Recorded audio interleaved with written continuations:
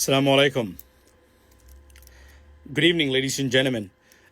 আমার পিছনে দেখতে পাচ্ছেন আজকে আমার দেশের একটা স্ক্রিনশট নিয়েছে। সেখানে আজকে মাহমুদুর রহমান আমার দেশের সাংবাদিক আপনার মাহমুদুর রহমান ভাই উনি বলেছেন যে ভারতপন্থী কোনো প্রার্থীদেরকে ভোট না দেওয়ার জন্য।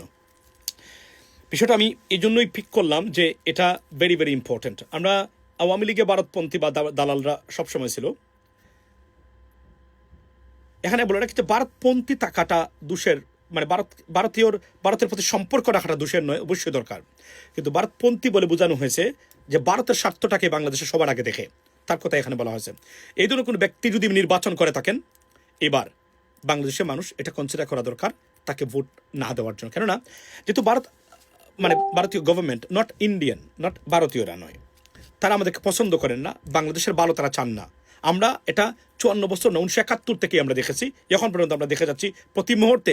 আজকে বাংলাদেশ যে জায়গায় দাঁড়িয়েছে সেটাই ভারতের এই আগ্রাসনের কারণে, আর যে জায়গায় দাঁড়াতে পারে নাই সেটা তাদের অসহযোগিতার কারণে আমি মনে করি।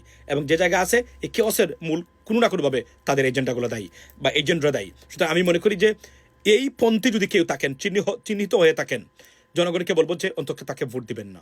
মনে রাখবেন, আপনি যদি ভোট দেন এটা আপনার ভবিষ্যৎ প্রজন্মের জন্য প্রতারণা, এবং তাকে এই ভারতীয় আগ্রাসনে পতিত একজন আপনার স্বাধীনতাহীন একজন নাগরিক হিসাবেই রেখে যাবেন। এখানে আপনি সহযোগিতা করছেন এবং করবেন বলে আমি মনে করি। সো দেয়ারফর এই পন্থী যদি কেউ তাকে না বলুন। That's what it is, ladies and gentleman. কেননা এটা প্রমাণিত হয়েছে এই পন্থী যারা আছেন এরা বাংলাদেশ প্রেম বা দেশপ্রেম চরম অভাব, এবং এরা আমাদের দেশকে বিপদগ্রস্ত করার ক্ষেত্রে সবচেয়ে বড় ভূমিকা রেখেছেন। That's what it is, ladies and gentleman. Have a blessed day. আসসালামু আলাইকুম।